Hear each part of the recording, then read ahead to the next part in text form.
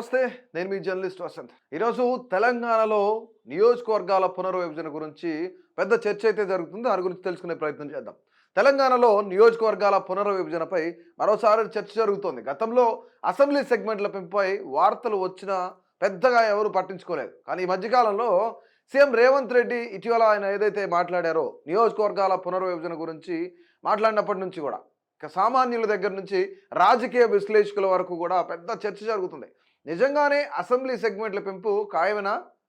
ఈ దిశగా కేంద్రం అడుగులు వేస్తుందా లేదా?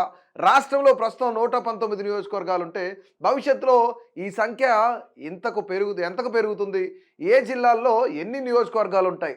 కొత్తగా ఏర్పడే సెగ్మెంట్లన్నీ ఏ జిల్లాల్లో ఎన్ని నియోజకవర్గాలు అనేది కూడా ఈరోజు మనం చర్చించుకోబోతున్నాం. ముఖ్యంగా ఇక రాష్ట్రంలో షేర్లింగంపల్లి లాంటి నియోజకవర్గాలు ఏవైతే పెద్ద నియోజకవర్గాలు ఉన్నాయో దాదాపుగా ఒక మినీ ఇండియా అని పిలుస్తారు షేర్లింగంపల్లిని.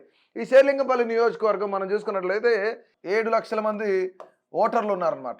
ఈ 7 లక్షల మంది ఓటర్లు ఉన్నప్పుడు దీన్ని ఏం చేస్తున్నారంటే దాదాపుగా ఇది ఒకటే నియోజకవర్గం ఉంటే ఇది 4 నుంచి 5 నియోజకవర్గాలు అయ్యే ఛాన్స్ ఉందని చెప్పేసి మనకు కొంతమేర సమాచారం ఉంటుంది. ఇక ఇంతే కాకుండా మనం రంగారెడ్డి కానీ హైదరాబాద్ కానీ సంబంధించి 14 ఒక దాంట్లో 14 దాంట్లో 15 ఉంటే ఇక్కడ 29 ఉంటే దీన్ని మొత్తంగా 40 నియోజకవర్గాలు చేస్తారని ఒక చర్చ జరుగుతుంది. అంటే రాష్ట్రంలో ఎంత పెద్ద మొత్తంలో నియోజకవర్గాల పునర్విభజన జరుగుతుందో మనం ఇక్కడ తెలుసుకోవచ్చు. అంటే దాదాపుగా రంగారెడ్డి హైదరాబాద్కి సంబంధించి 11 నియోజకవర్గాలు పెరిగే ఛాన్స్ ఉంది. అంటే కేవలం ఈ 2 జిల్లాల్లోనే 11 నియోజకవర్గాలు పెరిగితే రాష్ట్ర వ్యాప్తంగా ఉన్న పెద్ద పెద్ద జిల్లాల పరిస్థితి ఏంటి? మేడ్చల్, మల్కాజ్గిరి, కుత్బుల్లాపూర్ కానీ ఇలాంటి ప్రాంతాలు, కూకట్పల్లి లేదంటే మహేశ్వరం ఇలాంటి నియోజకవర్గాలన్నింటిలో కూడాను చాలా పెద్ద మొత్తంలో ఓటర్లు ఎక్కువగా ఉన్నారు. మల్కాజ్గిరి, మేడ్చల్ నియోజకవర్గాలతో పాటు మహేశ్వరం, సైబరాబాద్, రాచకొండ, ఉప్పల్, కుత్బుల్లాపూర్, ఇక పటాన్చెరు ఇలాంటి నగరంలో పెద్ద పెద్ద నియోజకవర్గాలు అన్నీ కూడా డివైడ్ చేసే ఛాన్స్ ఉంది అని చెప్పేసి కూడా మనకు తెలుస్తుంది. ముఖ్యంగా నిజామాబాద్లో అంటే ఇప్పుడు మనం జిల్లాల వారీగా చూద్దాం. ఏ జిల్లాలో ఎంతమంది ఎన్ని నియోజకవర్గాలు అవుతాయి, ఏ జిల్లాలో ఎక్కడెక్కడ ఏంటి పరిస్థితి అనేది కూడా జిల్లాల వారీగా మనం డీటెయిల్గా చూసే ప్రయత్నం చేద్దాం.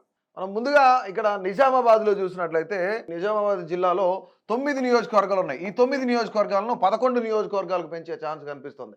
ఇక ఆదిలాబాద్కి సంబంధించి ఆదిలాబాద్ జిల్లాలో ఉమ్మడి ఆదిలాబాద్ జిల్లాలో 10 నియోజకవర్గాలు ఉంటే దీన్ని 12 నియోజకవర్గాలు చేసే ఛాన్స్ కనిపిస్తుంది. ఖమ్మం చూద్దాం. ఖమ్మానికి చూస్తే ఇప్పటికే 10 నియోజకవర్గాలు అంటే 10ని 12 చేసే ఛాన్స్ ఉందని కూడా వార్తలు వస్తున్నాయి. అంటే చేసే ఛాన్సెస్ ఉన్నాయి.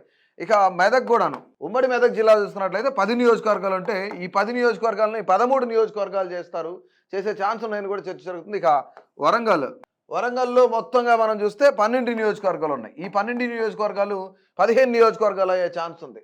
దాని తర్వాత కరీంనగర్ చూసుకున్నట్లయితే కరీంనగర్ 13 నియోజకవర్గాలు ఉంటే ఇది 17 నియోజకవర్గాలు అయ్యే ఛాన్స్ కనిపిస్తుంది. అంటే ఇక్కడ నిజామాబాద్ 9 నుంచి 11 పెంచుతారు, ఆదిలాబాద్ 10 నుంచి 12, ఖమ్మం 10 నియోజకవర్గాలు ఉంటే 12 నియోజకవర్గాలు, మెదక్ వచ్చేసి 10 నియోజకవర్గాలని 13 నియోజకవర్గాలు, వరంగల్ 12ని 15, అలాగే కరీంనగర్కి సంబంధించి 13ని 17 చేసే అవకాశం కూడా కనిపిస్తుంది. ఇక మహబూబ్ నగర్ చూసుకుంటే 14 నియోజకవర్గాలు ఉన్నాయి. మహబూబ్ నగర్లో 14 నియోజకవర్గాలు ఉంటే ఇవి 18 అయ్యే ఛాన్స్ కనిపిస్తుంది. ఇక రంగారెడ్డికి సంబంధించి ఇక్కడ 14 నియోజకవర్గాలు ఉన్నాయి రంగారెడ్డిలో. అంటే దీన్ని పెద్ద మొత్తంలో ఇక్కడ అర్బన్కి సంబంధించి అర్బన్ ఓట్ బ్యాంక్ ఎక్కువగా ఉంది కాబట్టి 14 నుంచి 23 నియోజకవర్గాలు చేస్తారని కూడా చెప్తున్నారు. ఇక హైదరాబాద్కి సంబంధించి 15 నియోజకవర్గాలు ఉన్నాయి. ఈ 15ని కేవలం 2 మాత్రమే పెంచుతున్నారు, 17 చేస్తున్నారు. సో ఇక్కడ దీనికి సంబంధించి ఇక్కడ కేంద్ర ప్రభుత్వం సహకరిస్తుందా లేదా, లేదంటే ఇక్కడ రాష్ట్ర ప్రభుత్వానికి నష్టం కలుగుతుందా, లాభం కలుగుతుందా, ప్రధాన ప్రతిపక్షంలో ఉన్న బీఆర్ఎస్ పరిస్థితి ఏంటి, బీజేపీ పరిస్థితి ఏంటి అనేది కూడా మనం ఒకసారి లోతుగా చూసే ప్రయత్నం చేద్దాం. అంటే దీని పెంపుదలతో ఎవరికి లాభం, ఎవరికి నష్టం అనేది కూడా చాలా ఇంపార్టెంట్ థింగ్ ఇక్కడ. అంటే 119 నియోజకవర్గాలు ఉంటే ఈ 119 నియోజకవర్గాలు కాదు 153 అవుతాయి. దీన్ని ఏ విధంగా పెంచుతారనేది మనం ఒకసారి చూసిన తర్వాత అప్పుడు ఎవరికి లాభం, ఎవరికి నష్టం అనేది కూడా మాట్లాడుకుందాం. 2026 జనగణన తర్వాత నియోజకవర్గాల పునర్విభజన జరిగే ఛాన్స్ ఉన్నట్లు కనిపిస్తుంది. అంటే జనాభా లెక్కల ప్రకారం, జనాభా దామాషా ప్రకారం ఈ అసెంబ్లీ సెగ్మెంట్లను డివైడ్ చేస్తారు. ఇప్పటి వరకు 2011 లెక్కల ప్రకారమే నియోజకవర్గాలు ఉన్నాయి. ఇక ఈ 14 ఏళ్ల కాలంలో జనాభా ఊహించిన దానికన్నా ఎక్కువగా పెరిగింది, భారీగా పెరిగింది. అంటే చదువు, ఉద్యోగం, ఉపాధి కోసం హైదరాబాద్ మహానగరం వచ్చి సెటిల్ అయిన వాళ్ళు చాలామంది ఉన్నారు. ఇక దీన్ని బట్టి 2027లో నియోజకవర్గాల పునర్విభజన చేసే అవకాశం కనిపిస్తుంది. ఎందుకంటే 2026కి జనాభా లెక్కలన్నీ కూడాను జనగణన అయిపోతుంది. జనగణన అయిపోయిన మరుసటి సంవత్సరమే 2027లో ఈ యొక్క నియోజకవర్గాల పునర్విభజన చేపడతారు. 2028కి ఎలక్షన్కి వెళ్తారనమాట. ఈ 2028కి తెలంగాణలో అసెంబ్లీ ఎలక్షన్స్ జరుగుతాయి. సో ఇది మొత్తంగా ఇక్కడ ఏ నియోజకవర్గాలు ఎన్నెన్ని పెంచుతారు అనేది మనకు చాలా క్లియర్గా అర్థమైంది. సో మొత్తంగా 119 నుంచి 153కి వెళ్తుంది. అది 2026 జనగణన తర్వాత మాత్రమే ఇది జరిగే ఛాన్స్ కనిపిస్తుంది. సో ఈ మధ్యనే రేవంత్ రెడ్డి కూడా దీనిపైన మాట్లాడడంతో మళ్ళీ ఒకసారి చర్చ అయితే తెరపైకి వచ్చింది. అంటే సామాన్యుల దగ్గర నుంచి రాజకీయ విశ్లేషకుల వరకు మాట్లాడుకుంటున్న పరిస్థితి కూడా నెలకొందనమాట. ఇక 119 నుంచి 153 పెంచుతున్నారు. కానీ ఇక్కడ ఎవరికి లాభం ఎవరికి నష్టం అనేది మనం చాలా క్లియర్గా తెలుసుకునే ప్రయత్నం చేద్దాం. ఎందుకంటే దీనికి కేంద్ర ప్రభుత్వ సహకారం పూర్తిగా అవసరం. కానీ కేంద్ర ప్రభుత్వం ఏ లైన్ ఎంచుకుంటుంది, కేంద్ర ప్రభుత్వం ఏం చెబుతుంది అంటే ఖచ్చితంగా దీనికి కేంద్ర ప్రభుత్వం సహకరిస్తుంది. ఎందుకంటే మనం మేడ్చల్, మల్కాజ్గిరి, ఉప్పల్ కానీ అలాగే పటాన్ చెరువు, షేర్లింగంపల్లి ఇలాంటి నియోజకవర్గాలు ఏవైతున్నాయో ఈ నియోజకవర్గాల్లో అర్బన్ ఓట్ బ్యాంక్ చాలా చాలా ఎక్కువగా ఉంటుంది. అంటే నార్త్ ఇండియా నుంచి వచ్చిన ఎక్కువ ఇతర రాష్ట్రాల నుంచి వచ్చిన వాళ్ళు ఎక్కువ ఉంటారు. వాళ్ళంతా నార్త్ ఇండియన్స్ అంతా కూడాను బీజేపీ వైపు మొగ్గు చూపే ఛాన్స్ ఉంది. ఎందుకంటే ఫర్ ఎగ్జాంపుల్ మనం మల్కాజ్గిరి తీసుకుందాం. మల్కాజ్గిరి తీసుకుంటే మల్కాజ్గిరిలో అర్బన్ ఓట్ బ్యాంక్ ఎక్కువ ఉంటుందంటే అక్కడ మిక్స్డ్ అనమాట. తమిళనాడు నుంచి కానీ, ఉత్తరప్రదేశ్ నుంచి, బీహార్ నుంచి, అంటే అన్ని ప్రాంతాల నుంచి పని నిమిత్తం మల్కాజ్గిరిలో వచ్చి సెటిల్ అయిన వాళ్ళు చాలామంది ఉన్నారు. సో రీసెంట్గా అక్కడ ఎంపీగా ఈటెల రాజేంద్ర కూడా విజయం సాధించిన సంగతి మనకు తెలిసింది.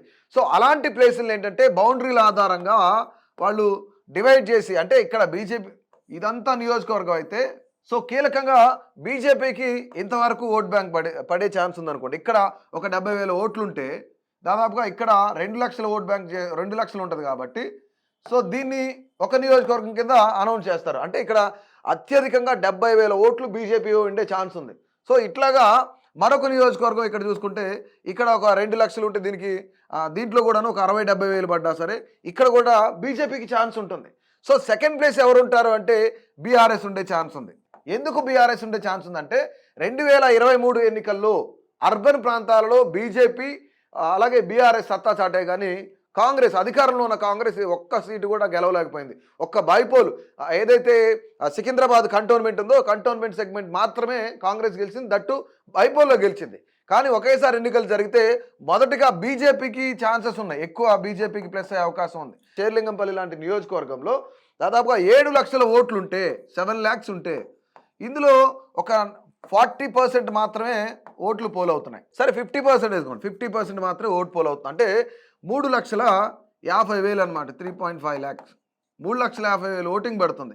ఈ 3,50,000 ఓటింగ్లో దాదాపుగా రీసెంట్గా మనం చూసినట్లయితే గతంలో 2023 ఎన్నికల్లో బీజేపీకి 80,000 ఓట్ బ్యాంక్ వచ్చినట్టుంది. అంటే 80,000 ఓట్లు వచ్చినాయి బీజేపీకి.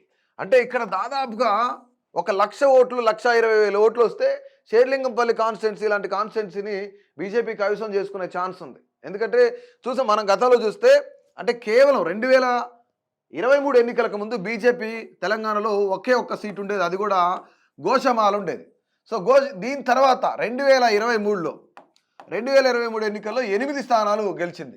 అలాగే 24 పార్లమెంట్లో 8 ఎంపీ సీట్లు గెలిచింది. అంటే ఇక్కడ బీజేపీ పెరుగుతూ వస్తుంది.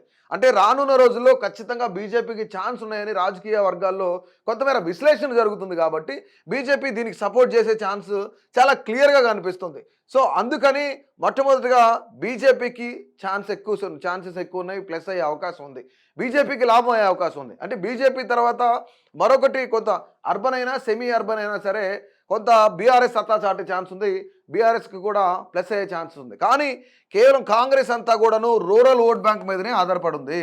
రూరల్ ఓట్ బ్యాంక్ ఏదైతే ఉందో ఆ రూరల్ ఓట్ బ్యాంక్ మీదనే ఆధారపడి ఉంది. మనం గతంలో చూస్తే 2023 ఎన్నికల్లో చూసినా సరే కాంగ్రెస్కి రూరల్ నుంచి ఎక్కువ బలం చేకూరింది. అంటే 29 నియోజకవర్గాలు ఉన్న హైదరాబాద్ రంగారెడ్డి కానీ హైదరాబాద్లో కానీ కాంగ్రెస్ సత్తా చాటలేకపోయింది. 29 స్థానాలు అటు బీజేపీ అటు ఎంఐఎం తర్వాత బీఆర్ఎస్ఏ సత్తా చాటాయి. కానీ ఒక్క సీటు కూడా కాంగ్రెస్కి రాలేదు.